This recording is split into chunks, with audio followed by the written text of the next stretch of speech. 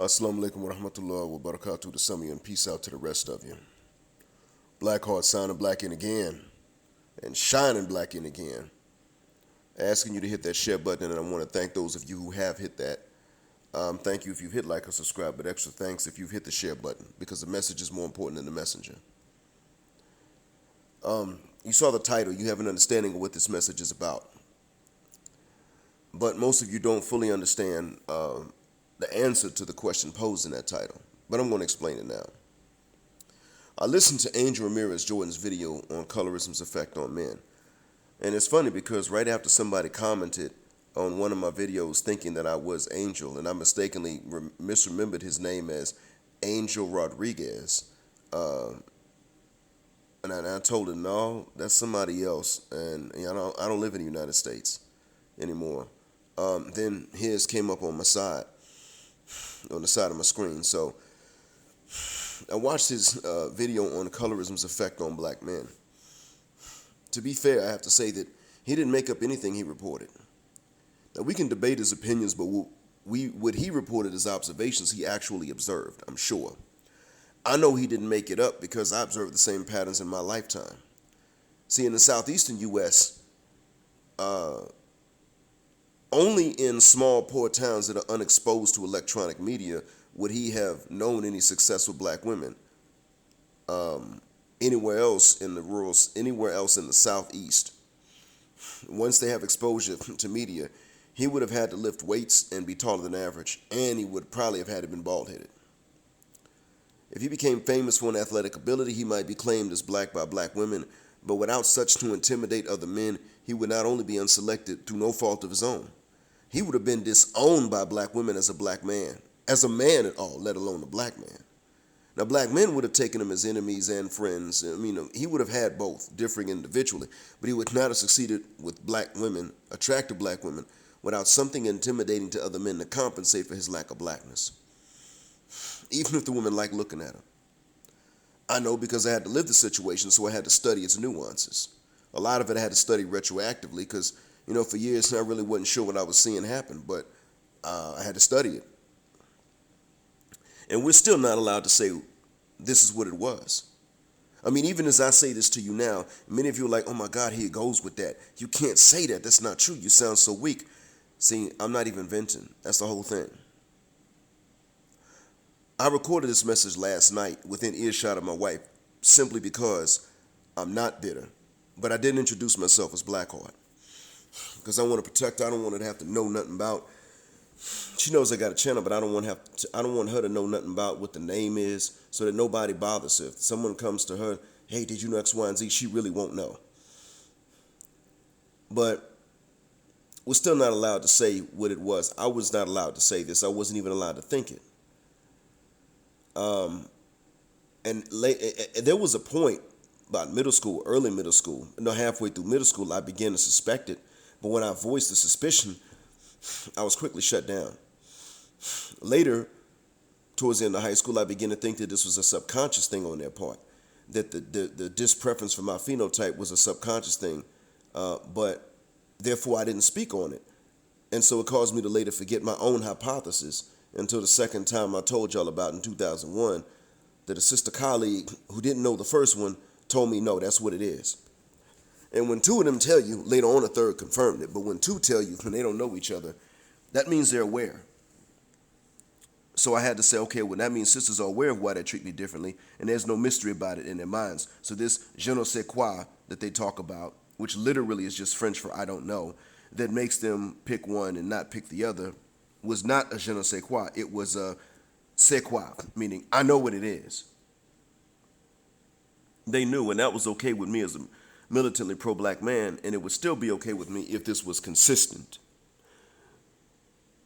But we know we're not allowed to say something like this, and that's why me saying it is rubbing some of you strange. So in the end, I can't sit here and tell you that colorism doesn't affect black men. The thing is that we are unaware of how much it affects us in many cases because we're not allowed to say it and we're not even allowed to think it. And when a black man does mention it, it's the sisterhood that shuts them down and the gynocrat goons and the ma'am dingoes. And I didn't say man dingoes, I said ma'am dingoes, to be clear. And if he's light skinned, he's told he's lying. The colorism is always in his favor, and it's time that changed. Or he's told that he's weak and a sore loser and he has no self-confidence. That's the funny thing. To be stereotyped as arrogant based on shade and conceited, they're quick to tell us we have no confidence. If he's chocolate, he's told he's acting light-skinned, as if that means weak by definition. And then the admissions and confessions come out that day is over and has been over for 30 years right now at this point. So you see, the shade of the man saying this can determine which inconsistency you're going to hear. So either way, black men saying that colorism doesn't affect us isn't just incorrect, but it is what we believe because we really think it does not, and we don't know how it does. We're trained not to think it and told not to say it or think it when we say it. So how does it affect you? Here you go. If you're a chocolate brother, you're stereotyped. If you're butterscotch, you're stereotyped. If you're a chocolate brother, you're fetishized for your penis, but assumed to be not good for much else. And you're almost expected to be irresponsible in other areas of life. If you're a paler brother, especially in the urban South, you're assumed to be sexually less competent, but a good provider until proven otherwise. And even then, if you're confusable with another background altogether or thought to be mixed, then you're embarrassing to be seen with in public. Nowadays, even more so than being out with a white guy. She can get a white guy and show him off these days and get celebrated. But you, the non-white but butterscotch man, you were considered weak until you feign an attack on a white guy and he flinches and his voice rises in pitch. You know how they talk while he voices some kind of corny protest. What are you doing? What is your problem? I'm not the enemy. I'm not who you think I am. You got me mixed up with somebody else. Now when you punk him, then maybe you're not considered. But then, even then, you're considered weak because you didn't punk a chocolate brother, see? It's always that stereotype. And ironically, when I mentioned in a comment under Minister Japp's video about light-skinned black women growing up in the hood, that light-skinned hood girls were the ones who actually hated light-skinned guys the most, at least until the day they need just anyone to rescue them, and maybe not even then. Some commentator whose name I forgot decided to respond like I don't know what I'm talking about, at least in the southeastern U.S., and apparently Chicago too. His response was, "Well, you just have low self-esteem and no confidence at all. You all always have had the advantage. What are you talking about?" Now, I don't even know this ninja, and he doesn't know me, but he's okay making these assumptions on a keyboard over the internet, where there will always be a permanent record of this assumption that he made and how he jumped the gun. He's also influenced by the matriarchy or the gynocracy, whichever you want to call it. The sapphires talk and express their opinions, and these opinions even contradict each other. So the sapphires are contradicting themselves with contradictory opinions. And this ninja just takes their view and acts like they can't be any better than they are, and they can't be consistent like adults have to, but we still owe it to them to approach them if we want them. Are you serious? He's part of that crowd that believes that strong masculine men cannot examine the effects of colorism on them and still be manly men. No, it exists, and it has effects of which we're largely ignorant because we don't hear sisters say it out loud in front of us. But we can read what they say on comments at times or listen when they don't know we're listening. This is a secret they have been keeping from us for a while. Hell, at one time we weren't even supposed to complain about them wanting bad boys and thugs. They'd have lied, even our own sisters and aunts and mothers, and said that's not true. In 1989, they weren't admitting that. They just called the men they didn't want soft or lame or square back then. But in 1991, MC Lyte, who had always been a positive rapstress before that point, openly said she got to get a roughneck. In 1989, they would say to each other they wanted chocolate brothers. Now this is what we want. And they would even show interest in some of them openly against their own characters after saying, "I never approach a man." Because they knew that socially they could be justified chasing down a chocolate brother with some muscles. But they wouldn't admit that they didn't want any more debauched-looking Negroes, because then that would have given us a reason to quit trying. To focus on getting resources and a better life if possible. And to see which women like us the most instead of pursuing them. Remember, it is socially imperative for a Western woman to have been pursued by men they don't want and turned down. It is imperative that they have turned some guys down because they were pursued, but they didn't want these guys. This must be boasted about in their teens and even early 20s to solidify some image as being desirable. Not as desiring, though. See, being interested in a man is hard to admit unless other women also want him. Being desired by these men is a cause to be envied and a major bragging right of Western women, and maybe of any women, but definitely Western women. So instead of admitting that there were certain men they were never going to give a chance anymore, as long as they were young, attractive, and childless, they had to hide this and blame these guys they weren't going to give a shot who saw the pattern and called it. Gaslight them. And they had the support of many black men who they either wanted and didn't realize that they were lying to other men, the men they didn't want, or the black men who they didn't want and who were trying to simp for the draws.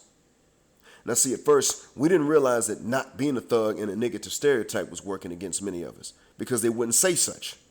There's always a lag between when their tastes change and when they come out and say they changed. In the meantime, when we start calling it, they're going to deny it. We had to blame ourselves for other things that may or may not have been true about us, but it didn't matter because we weren't thugs or star athletes. You remember that? There was that lag. Same thing happened when it came to colorism. We also didn't realize instantaneously that their color preferences had changed too. It took time. I didn't hear anyone admit that sisters didn't want light-skinned guys anymore until the fall of 1995 after I left my home city. And that was in the form of a joke. I was actually told after the joke to not believe it, told by another black man who thought I owed it to black women to approach them and validate them while they were dismissive and even annoyed by attention from my phenotype because of the embarrassing appearance of swirling even when they liked what they saw. Look, colorism is real, but understand this too. How was it our fight? Okay, I just explained some of it, but let me give you another pattern to back it up. Western sisters got all kinds of issues. Western people in general do. And we have come to realize lately that they have projected all of these issues onto us. So when they blame us for something, the data has consistently shown later that it's them. They said we didn't fight the system enough. It turns out they sold out to the system every single time, from the beginning of the slave trade to welfare to adopting white feminism. They say we want to breed our people out of existence and mix the entire race and not conceive any more unmixed black babies. And there are a few men that have this idea, but usually these men are uneducated and they were insulted about their own canvases for a long time, like Glock 9. Low education, at least he talks like it. And he was insulted about his canvas most of his life. And we find that the abortion rates show that it's sisters who don't want to bring forth unmixed African babies, especially male ones. We hear that we only want white women and will make a bag and then give it to a mediocre white landwehr when we get that money.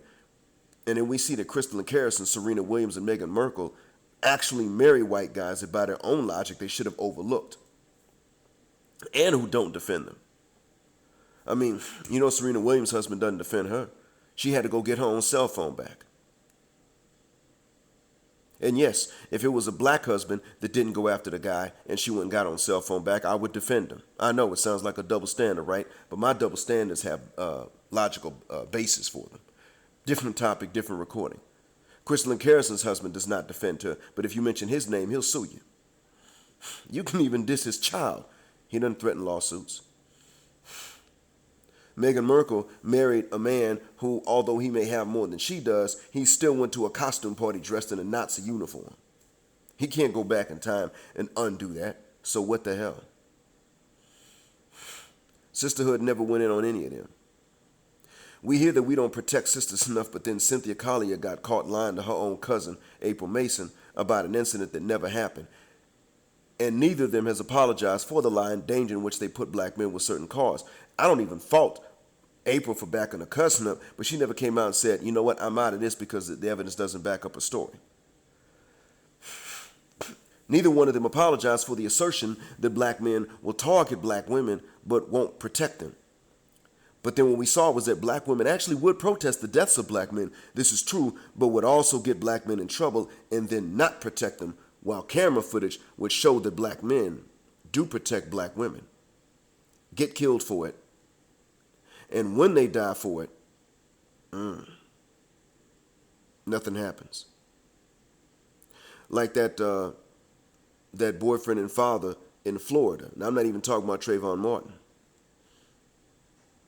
Remember when he protected his baby mother in an argument over parking space? White guy pulled a gun, shot him. You see? We hear all these things, and then it turns out it's not even us.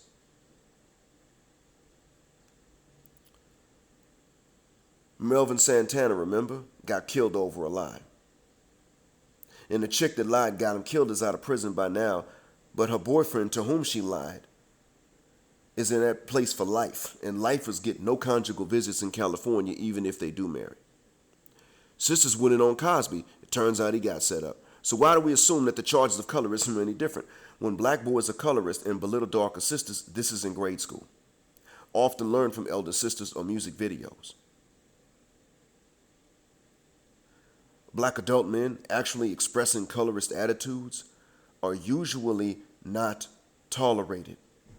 Now, they may not be beaten, but we don't hang out with them. I mean, think about it. That guy, I forgot his name, that got shot in Sacramento, I think it was. Had an Asian girlfriend talking about dark-skinned women got dark futures. How many black male friends did he have? You see?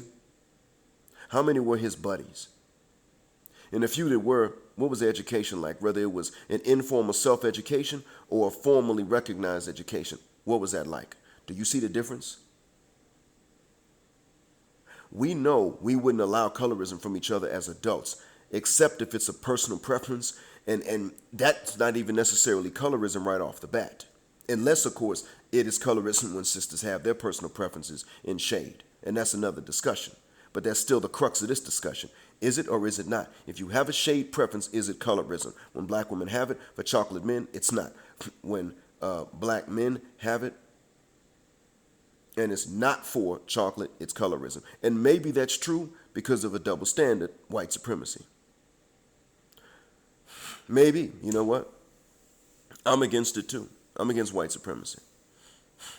But at the end of the day, as I've always said, much of men's preference, subconsciously and consciously, is shaped by who also likes that man when they're attractive. So if I went out and I was always attractive to Arab women, even when the Arab women are attractive, then I would probably find them attractive. Maybe, as an example. Now, I'm too old to change my imprint.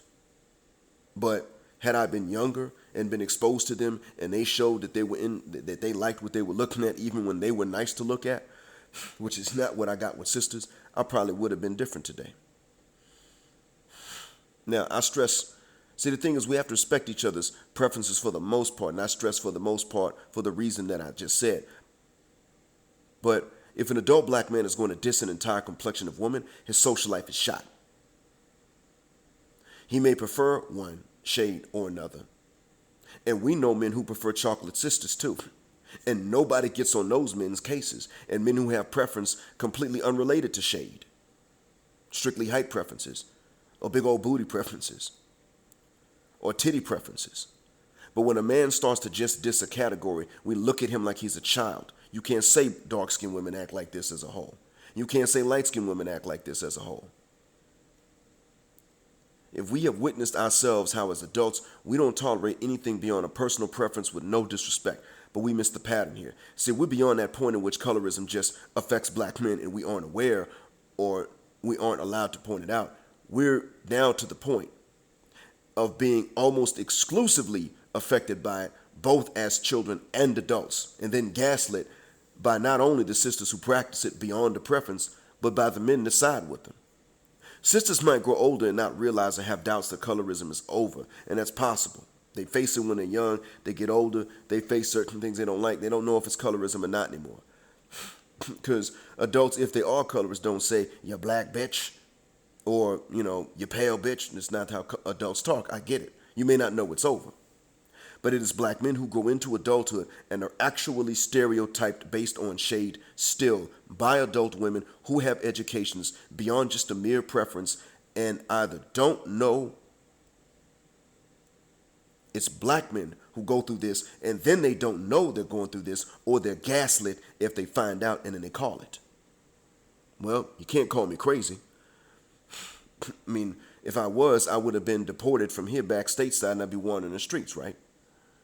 Would you think they're going to keep me in somebody else's country if I'm crazy? So brothers, quit saying it's not our fight. It actually is our fight if we don't want to be stereotyped by our own women. The truth is, the only fight that adult African American women have with colorism is to stop assessing you based on it. Don't think for a minute that you're not assessed, and at the bare minimum, when she likes you and doesn't personally mind whatever shade you are, she is still assessing how you look together in public to the people whose opinions matter to her, and choosing or declining you based on it, while she would never accept you choosing or declining her based on anyone else's criteria. I'll wrap this up by saying what we have all heard before, but you've been had, black man. You've been hoodwinked, bamboozled, run amok, led astray,